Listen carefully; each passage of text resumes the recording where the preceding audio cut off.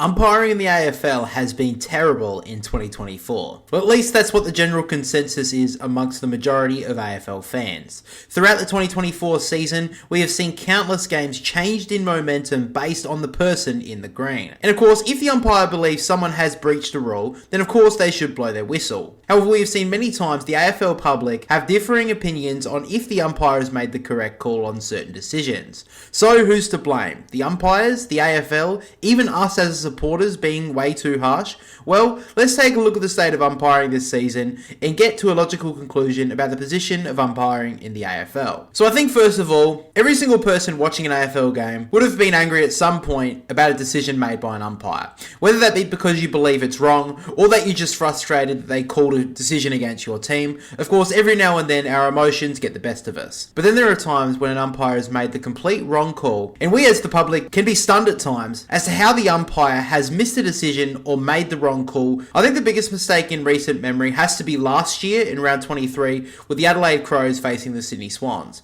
Now I'm sure everyone knows where I'm going with this, but in case you were in a coma at this point, I'll quickly explain. So in this game, the Swans led by 32 points at three-quarter time, and the game looked as good as done. But a resolute Adelaide Crows forced their way back into the game, and with just a minute on the clock, Ben Keys had the footy in the pocket. He had a snap kick at goal, and it went through the big sticks to give the Crows the lead. Also, he thought, and so did everyone on the ground and inside the stadium. But the most important person at Adelaide Oval wasn't so convinced, as the goal umpire believed it hit the post. Now, because the umpires didn't call for a review and the Swans quickly played on from the kick in, the call from the umpire stood. And as everyone knows now, the Swans held on in this game by a point. Now, looking at the footage in slow motion, the ball doesn't deviate when passing the goalpost, and there is a gap between the ball and the post. So it was clearly a goal, but there was really, the Crows could do nothing about it. Now, a result in an AFL game has been changed before, after the siren is blown. So back in 2006, we had the game which is now known as Siren Gate. Now this game was between Fremantle and St Kilda. And what happened was, essentially, Fremantle were robbed of a win when the siren sounded with them leading by 1 point, but the umpires didn't hear the siren sound and let play continue. And in those few moments, the Saints would go and kick a point to level the scores, and then the game ended in a draw. Now, the Freo v St Kilda result was overturned just days later and would reward Fremantle with the win. But because there are so many variables to a game with time remaining, and with the Crows Swans game still having a minute 20 on the clock, the AFL didn't change the result of said game. But that has sparked the AFL into action with technology improving and testing a chip in the ball, which would track the ball live and help with wrong scoring decisions. But there is a bigger issue at play here, and it has been shown so many times this season. So this season, Fox Footy showed people a graphic of decisions that have been contentious throughout the season. Now, that is a total of 12 decisions shown in this graphic, which have been contentious from umpires. Now, I'm not going to say wrong calls, and of course, I'm sure you can make an argument that looking specifically at 12 decisions, when there are many more mistakes made each game, can definitely be analysed. But myself and many more aren't frustrated necessarily at wrong calls, but rather the confusion. I think that the confusion with this game is what has people most frustrated at the moment. Now, I do want to take a look at some of the decisions specifically in the last quarter of games this year, which does have me quite worried. So we'll start all the way back in Gather Round, where we had a great game between Carlton and Fremantle, which ended in controversy. The game was close for the majority of the afternoon, with the margin not going over 2 goals for either side. However, late in the last quarter, Fremantle held a 2-point lead when the ball was kicked forward from a stoppage and the ball was marked by Cottrell. Now, the umpire paid the mark, but there were many protests from Freo players saying the ball was touched. Now, on the replay, it did show that maybe the ball was touched, but the real controversy was what happened next. So Cottrell would go back and kick the goal with 40 seconds to play, and still had time on the clock, of course, for Fremantle to regain the lead. However, that was quickly taken away from them as the umpire would blow his whistle once again after the Cottrell kick with a descent free kick called against Freo. The kick was awarded from the 25-metre mark straight in front of goal to Matt Kennedy of Carlton, who would go back and kick the goal, and the game was as good as done. From Fremantle being 2 points up, to have the game taken away from them by 2 decisions that would be talked about all week. Now, I was actually at this game, and I'll tell you right now, it sucked all the atmosphere out of the Adelaide Oval as a neutral supporter. However, if there was a free kick to be paid, then, well, fair enough. But we did have to wait to find out what happened in that moment just a few days later. And the reporting of the situation wasn't helped by a former umpire coming out and making claims about the personality of Jordan Clark. And the guy isn't exactly a reliable source for good character. But anyway, in the coming days, we would hear what actually was said in that moment. So it was revealed that Jordan Clark was the player who gave away the free kick and is sworn at an umpire. But according to Jordan Ralph, he revealed that Jordan Clark said, "You idiot," and was admonishing himself, not the umpire. Now, I understand you could make the argument that he's saying that now and could just be lying.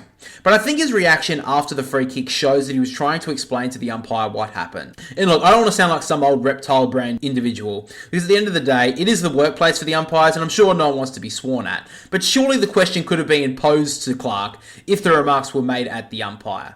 Surely the umpire could gauge whether Jordan Clark at the time was lying or not, and at the very worst, maybe give a warning, rather than paying a free kick that would inevitably cost Fremantle any chance of coming back in this game.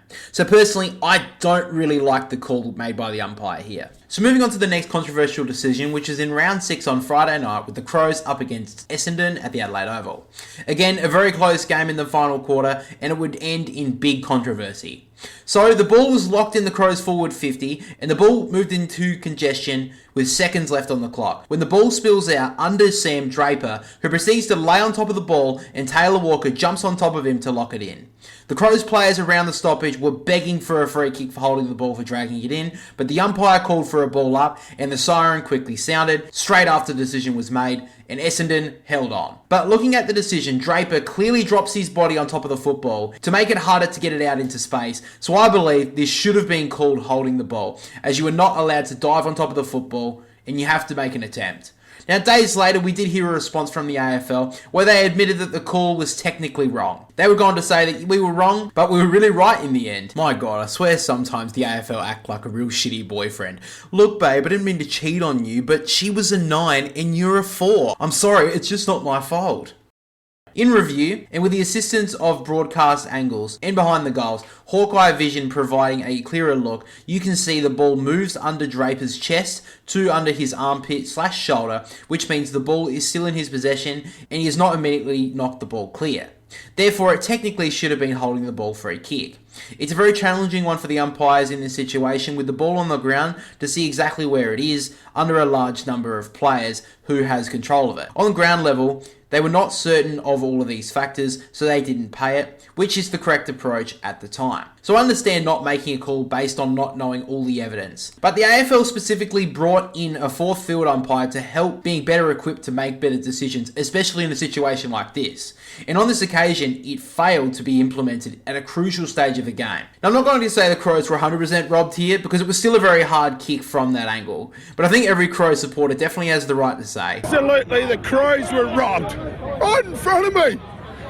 Right in front of me. So next up to the next controversial last quarter decision, we had a game between Freo and Collingwood in round 11. Now, Collingwood were the better team for the majority of the second half in this game, until a big decision in the final quarter. So with 6 minutes and 25 seconds on the clock, Collingwood was holding a 19-point lead, as we saw the stoppage about 25 metres out from Freo's goal. When the umpire called for a ball up, and Collingwood player and Lockie Sullivan got up from the play and threw the ball to Nick Dacos once getting up off the ground. But because Sullivan threw the ball to a player and not directly back to the umpire, Matt Nichols, the officiating umpire, blew the whistle and awarded a free kick to Fremantle, which resulted in the goal. Now, the reason for the free kick was for time wasting. Throwing the ball to someone who isn't the umpire at a stoppage can be seen as a free kick to the opposition. Now look, by the letter of the law, yes, it is a free kick. Sorry to all the Collingwood fans. But the problem with this decision is consistency. There have been so many clips circulating around social media after this game of the exact same situation happening and the umpire not paying the free kick, almost acting like they don't even know the free kick is actually an offence.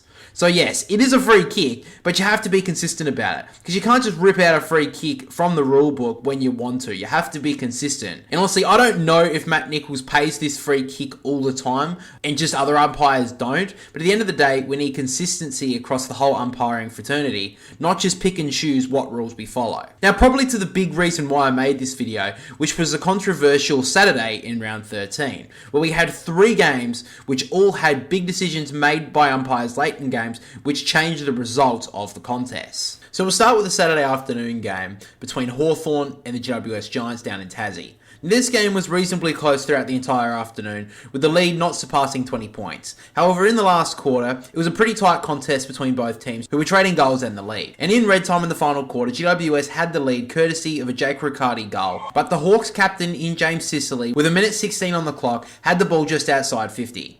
He kicked long, but dragged the kick left, and the kick went out of bounds on the full. But as he kicked it, about a millisecond after the kick, James Sicily was hit by GWS player in Tom Green.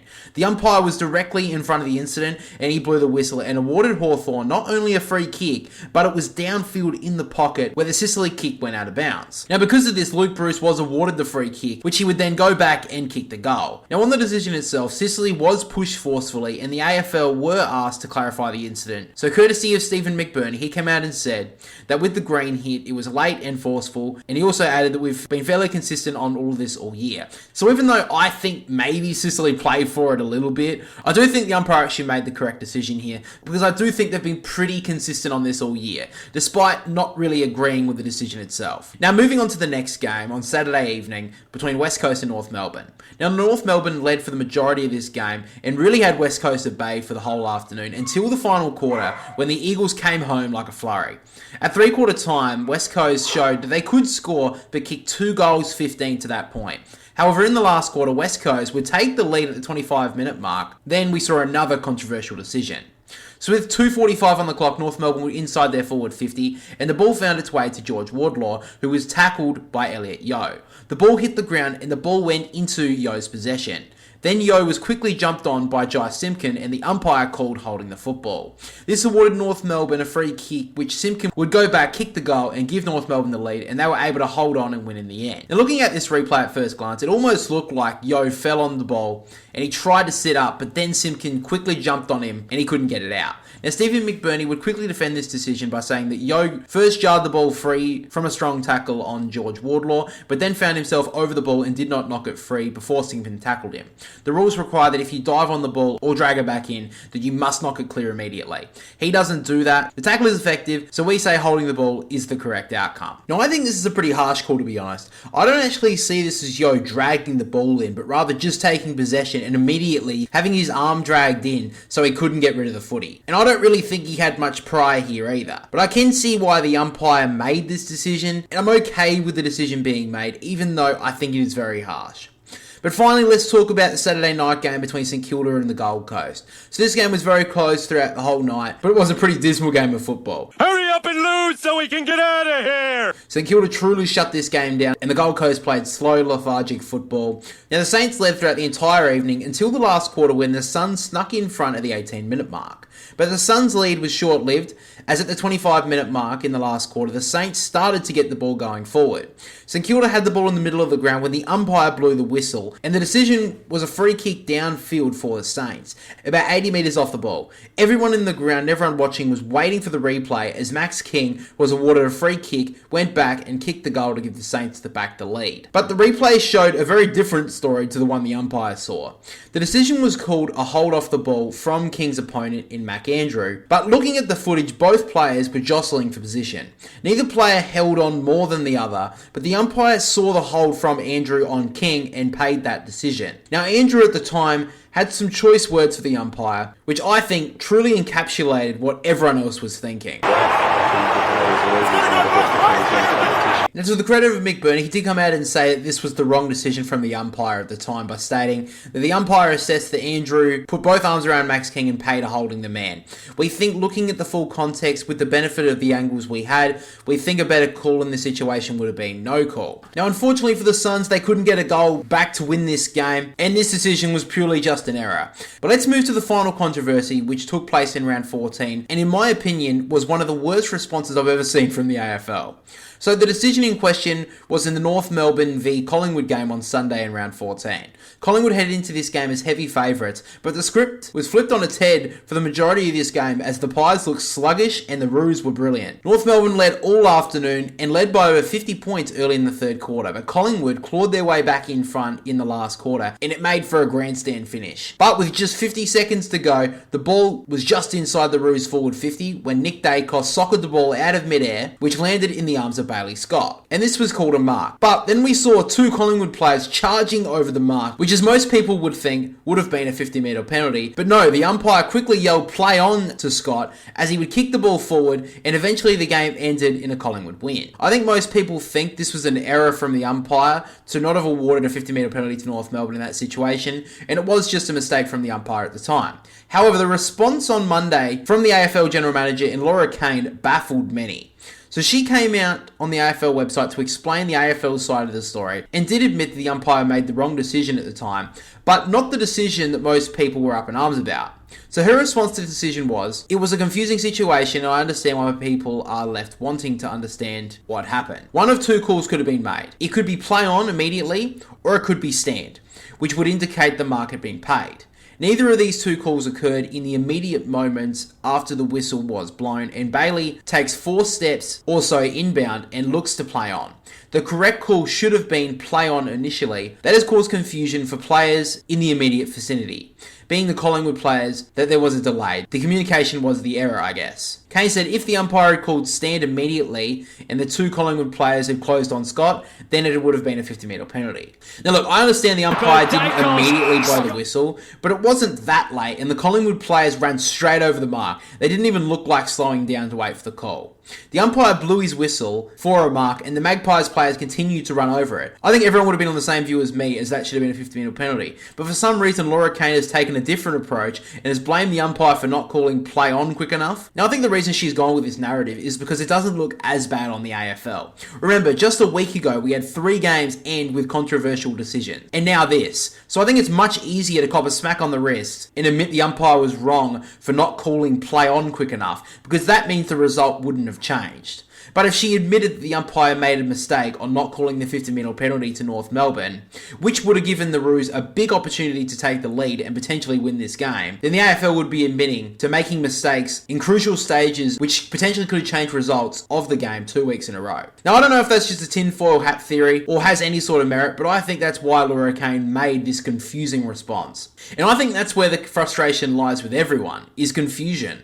There is so much confusion in the game at the moment when it comes to the rules and how they are interpreted. Now you may be sitting there and saying, well, I hear a lot of complaining, but there's not a lot of solutions. Now first of all, please quieten down, mate. You smell a little bit like rotten cheese. Brother, And I don't know if a guy making YouTube videos should be the one coming up with a solution, but you're right. So if I had a magic wand and was coming up with a solution to fix this confusion, this is how I would go about it.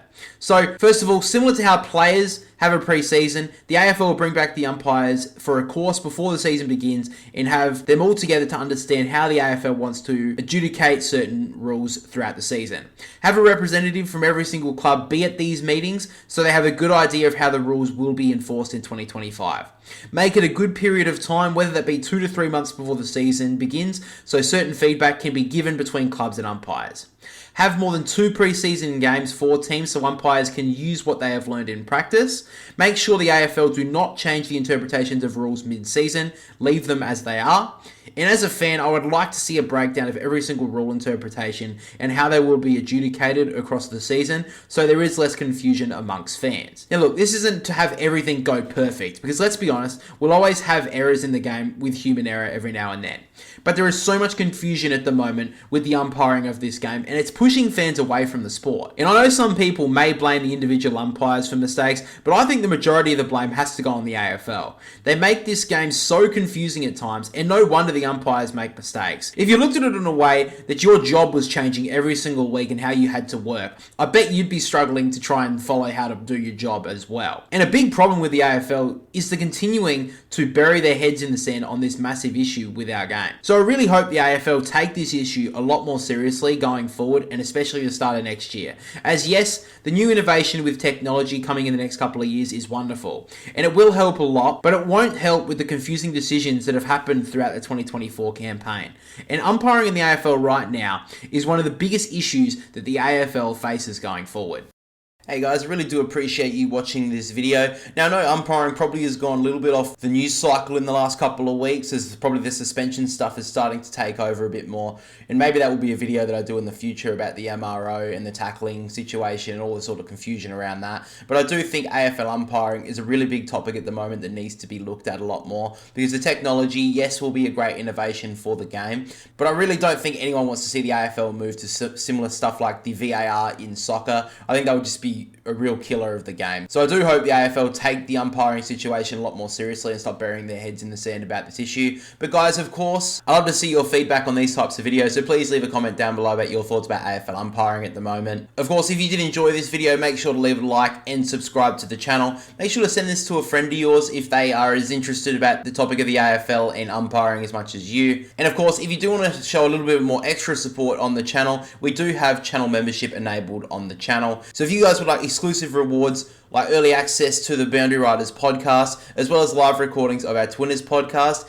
and of course early access to these video essays, then make sure to click the channel membership link down below to check out all the exclusive perks which you can get access to for just a couple of bucks a month. But guys, again, thank you so much for watching, thank you so much for the support, and we'll catch you in the next video.